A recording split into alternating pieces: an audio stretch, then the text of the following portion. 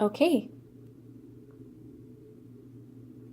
So today we're discussing how to solve a trig quadratic. There are a few things that we need to know before we start our example. The first one is the decision-making process, which helps us leave our answers in exact radian form, such as 3 pi over 2 or pi over 6, where we can. When in doubt, we can use our calculator after we've exhausted these options. Just make sure you're in radian mode, and that will always give you a decimal.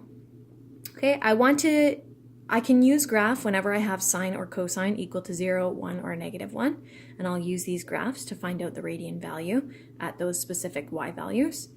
Or if I see that my ratio comes from a special triangle, I can use one of these as my reference angles.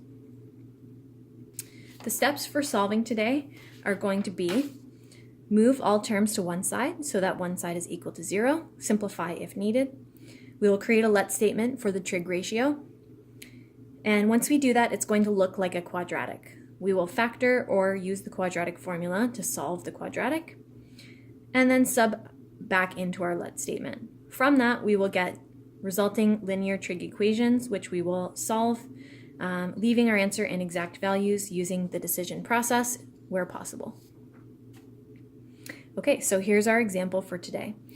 We can see that step 1 is already taken care of. We have 0 on one side, so we can move forward to step 2, which is to create a let statement. So I'm going to let cosecant x equal some variable, preferably other than x, because that's what I'm solving for. So I'll let it be y.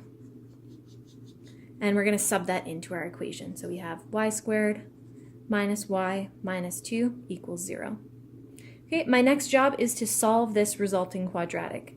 So I am looking for two things that multiply to the c value, which is -2, and add to the b value, which is -1.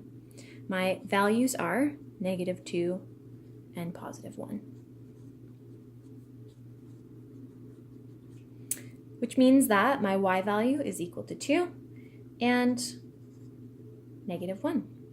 So our job now is just to sub both of these back into the let statement, which means that cosecant x equals 2 and cosecant x equals -1.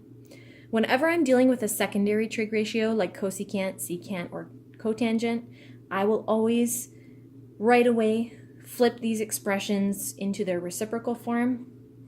In this case, sine x equals the reciprocal of this value, 1/2. And sine x equals the reciprocal of -1, which is -1. Now our job is just to solve these resulting trig equations. So let's start with this one on the left. I am going to go through my decision-making process, which would be graph, and unless this is equal to 0, 1, or -1, the answer would be a no on that. Can I get an opposite over a hypotenuse from a special triangle? I think the answer to that is yes. I can get from a special triangle with pi over 6 and pi over 3 an opposite over hypotenuse that is equal to 1. And that happens when I use pi over 6 as my reference angle.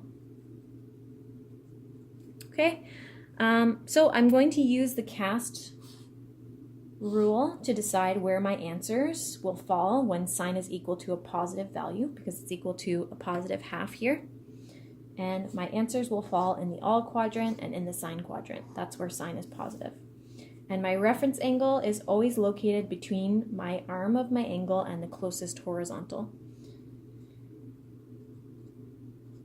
So my first angle here that I can find in the first quadrant is actually equal to pi over 6.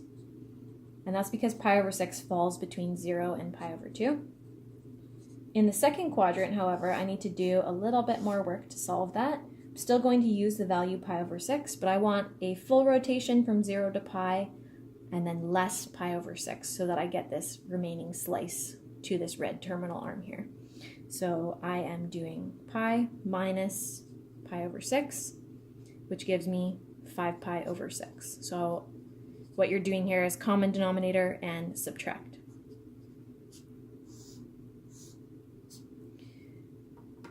and that one's solved. My next one, I will solve the same way. So we're going to go through the decision-making process. So can I use a graph for this? So if I have sine or cos that's equal to 1, 0, or -1, I can use a graph. And I actually do have that here. So that is a yes. So I'm going to just sketch out the graph of sine here. And we're just going to look for where between 0 and 2 pi my graph is equal to -1. And I'm going to find that radian value.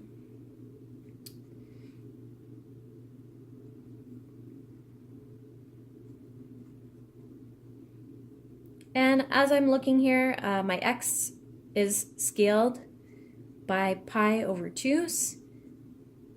Just so we know where I'm getting those from, they're actually the outsides of these quadrants here. Just a full rotation around. And at 3 pi over 2, it looks like I have a y value of -1. So that is actually going to be the third x that fills this statement.